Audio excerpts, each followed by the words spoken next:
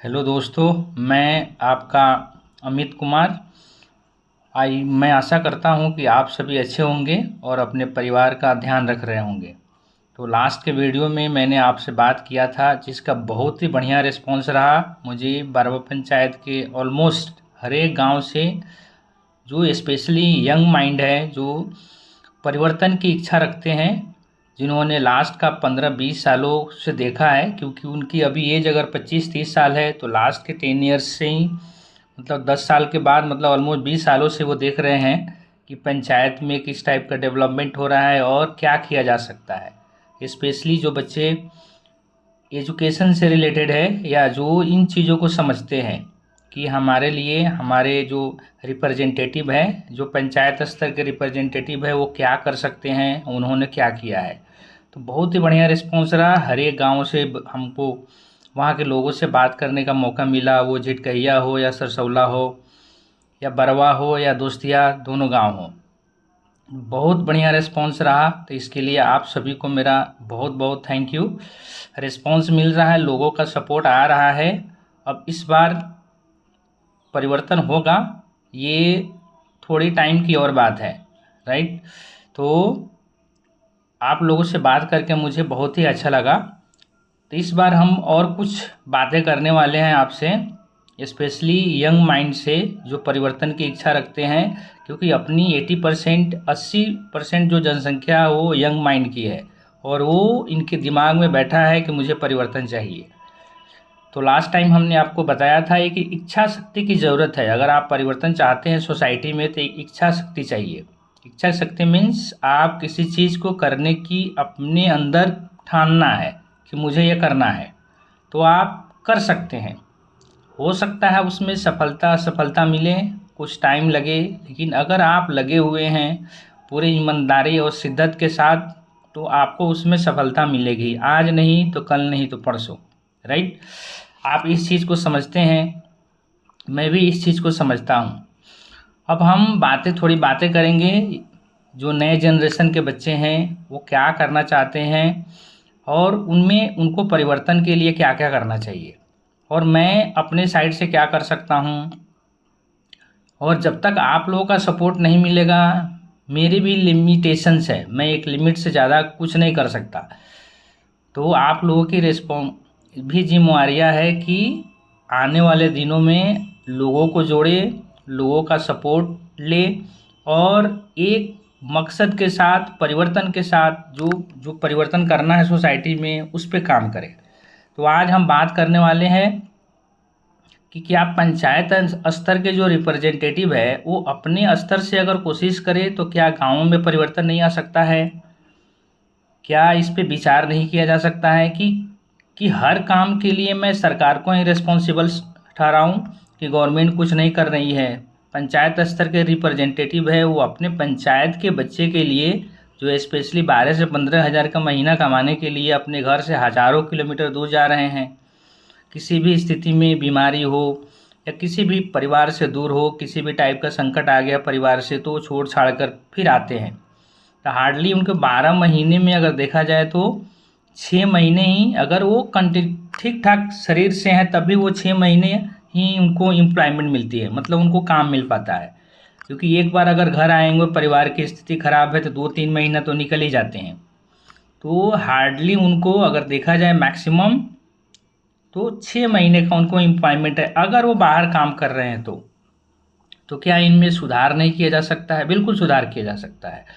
जैसे सपोज मैं उन रिप्रेजेंट जो पंचायत स्तर के रिप्रेजेंटेटिव है, जो पंचायत को रिप्रेजेंट कर रहे हैं, उन्होंने एक दोस्तिया और हमारे सकरी बोलते हैं उसको, उनके बीच में एक नदी है, उसको जोड़ने के लिए अभी तक कोई भी कोशिश नहीं किया गया। एटलीस्ट अगर गवर्नमेंट कुछ कंक्रीट या आयरन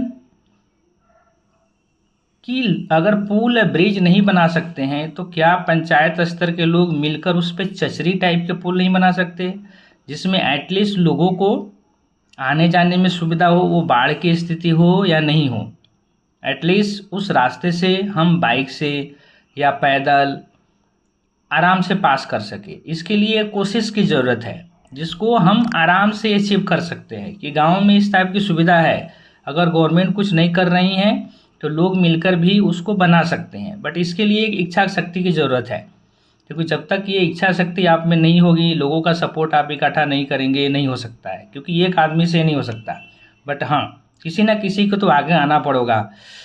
तो मेरा जस्ट ये कहना है कि दोस्तिया और सकरी के बीच ये जो नदी है उस पर चचरी पुल बनाया जा सकता है। ये कोई बहुत बड़ा काम नहीं है, इसमें लोगों का सपोर्ट चाहिए, क्योंकि लोगों के सपोर्ट से बड़े बड़े काम हो सकते हैं।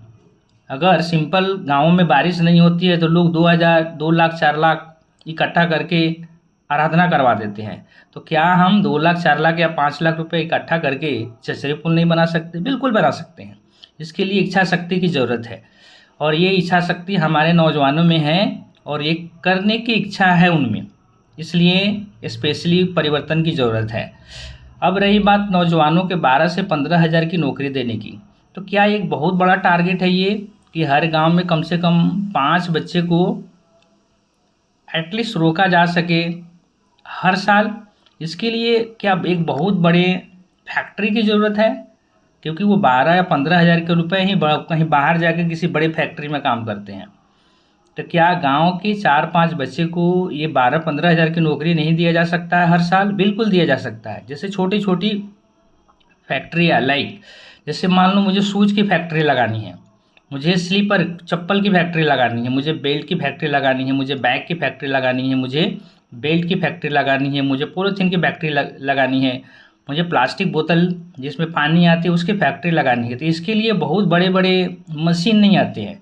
इसके लिए हार्डली आपको मैक्सिमम 1 लाख रुपए तक एक मशीन आती है, और एक मशीन से आराम से 4 से 5 लोगों को एम्प्लॉयमेंट या रोज़गार मिल सकता है। क्योंकि उस मशीन को चलाना भी है, उसके लिए कच्चे माल की भी ज़रूरत है, तो उसको लाने के लिए भी आदमी चाहिए, उसको लोगों तक पहुंचाना भी है, मतलब मार्केटिंग भी करना है। मतलब सिंपल एक मशीन से 5 लोगों को रोज़गार मिल सकता है, राइट। उसमें टेक्निकल आदमी भी चाहिए। तो जो टेक्निकली स्किल्ड आदमी है उनसे मेरा अनुरोध ये है, अगर आपको लग रहा है मेरे पास टेक्निकल नॉलेज है, मैं बाहर जाता हूँ, फैक्ट्री में काम करता हूँ, आप इस टाइप के स्किल अपने पास डेवलप करो। अगर आपको मुझे लगेगा कि आपके पास ये प्रॉपर स्किल है तो आपको 15,000 रुपये के लिए बाहर जाने की ज़रूरत नहीं है। इन फैक्ट्रियों में मैं अपना इन्वेस्टमेंट करके आपको नौकरी दूंगा। इसके लिए ज़रूरी है आपको एजुकेटेड होना पड़ेगा, बाहर के फैक्ट्री में जाकर आप कुछ काम करो, अपने स्किल को डेवलप करो। फिर मैं आपसे फरवरी में बात करूंगा, क्योंकि आपके पास एक स्किल होना चाहिए। दिसंबर या फरवरी में आप अपनी स्किल को लेकर आओ और आप मुझसे बातें करो कि आपने ये प्रॉमिस किया था कि अगर आपके पास स्किल होगा तो मैं जॉब दूंगा। डेफिनेटली मैं आपको जॉब दूंगा, इसके लिए आपको स्किल की ज़रूरत है। तो जो लोग इस पे काम करेंगे, अभी बाहर जाके अगर आप कोई ना कोई काम कर ही रहे हैं, अभी आपको इसी पे काम करना है। आप बाहर जाकर अपने स्किल पे काम करो कि इन फैक्ट्रियों में, जैसे अभी हमने बोला प्लास्टिक बैग, शूज, स्लीपर, चप्पल बनाने की जो फैक्ट्रियाँ हैं, यहाँ पे काम कैसे होता है, इसके लिए क्या बेसिक टेक्निक की ज़रूरत है, ये आप सीख कर आओ, मैं आपको काम देने वाला हूँ, ठीक है। तो ये स्पेशली बारवा पंचायत के लोगों के लिए ही ये मैसेज है कि जो टेक्निकली स्किल्ड है उनको मैं जॉब दूंगा। दूसरा, जो अनस्किल्ड आदमी है, जो अनएजुकेटेड है, उसको उनसे मैं ये अनुरोध करूँगा कि आप डेयरी प्रोजेक्ट के लिए काम सीख कर आओ बाहर से। डेयरी प्रोजेक्ट मतलब किसी भी दूध से मैं घी कैसे निकालूंगा, दूध से मैं नॉर्मल तरीके नहीं, जो हमारे पुराने गिलोना मेथड है, जिसे हमारी दादी अम्मा वगैरह हाथों से या वो जो रोल करने वाली चीज़ें होती है उससे वो बनाते थे, उस टाइप से प्योर घी कैसे तैयार करें जो लॉन्ग टाइम के लिए सेव रहे, मतलब ख़राब नहीं हो। मक्खन कैसे निकालेंगे, घी कैसे बनाएंगे, पनीर कैसे बनाएंगे, इन सब चीज़ों के लिए जो हमारे अनस्किल्ड आदमी, अनस्किल्ड मतलब इनसे जो अनएजुकेटेड भी है वो भी इस फील्ड में काम कर सकते हैं। तो इस टाइप के लोगों के लिए भी हम रोज़गार की व्यवस्था करने वाले हैं आने वाले सालों में। इसलिए आप अभी से ही काम सीख कर आओ और मुझे बताओ कि मेरे पास ये टेक्निक है, मैंने ये सब यहाँ पे ये ट्रेनिंग ली है, ये सब चीज़ें सीखा है। जैसे सपोज अभी हाल फिलहाल इतनी सारी गैसेस की कमी हो गई है, तो अगर आपके पास सिंपल मवेशी है, अगर 50 या 20 भी मवेशी है, तो आराम से आप गोबर गैस प्लांट लगा सकते हैं, उसे सिलेंडर जनरेट कर सकते हैं। तो इन सब चीज़ें, ये छोटे छोटे बहुत बड़े काम नहीं है, इन सब चीज़ों से भी रोज़गार पंचायत स्तर पर क्रिएट या जनरेट किए जा सकते हैं।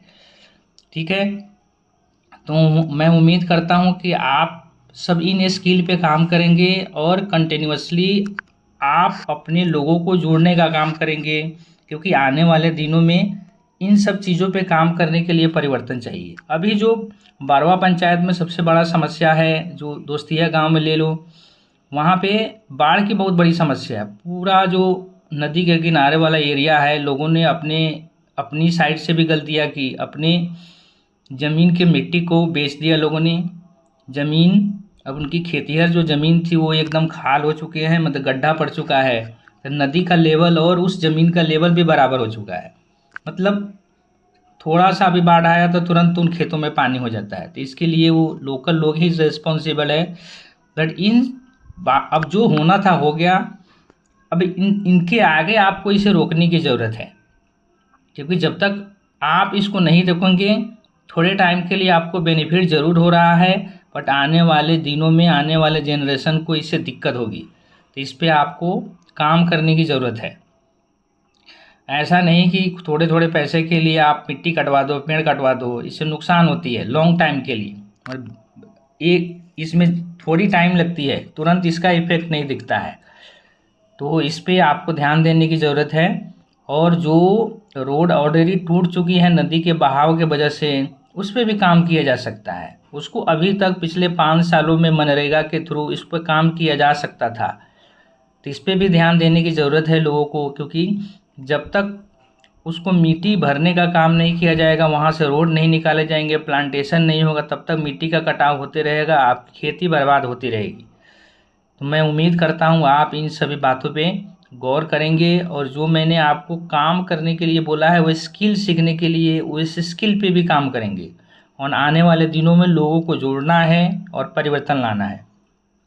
इसी उम्मीद के साथ मैं आपसे फिर नेक्स्ट टाइम मिलूँगा और बातें करूँगा आपसे। और आपकी रिस्पॉन्स, आपके कमेंट हमारे लिए काफ़ी यूजफुल है, इससे मुझे एक मोटिवेशन मिलता है। आपसे मैं बातें करता हूँ तो बहुत सारी चीज़ें सीखने को मिलती है। तो मैं आपके कमेंट, आपके मैसेज और एक पॉजिटिव थॉट के साथ बारवा पंचायत को चेंज करने के लिए काम करते रहेंगे। Thank you very much. नमस्कार।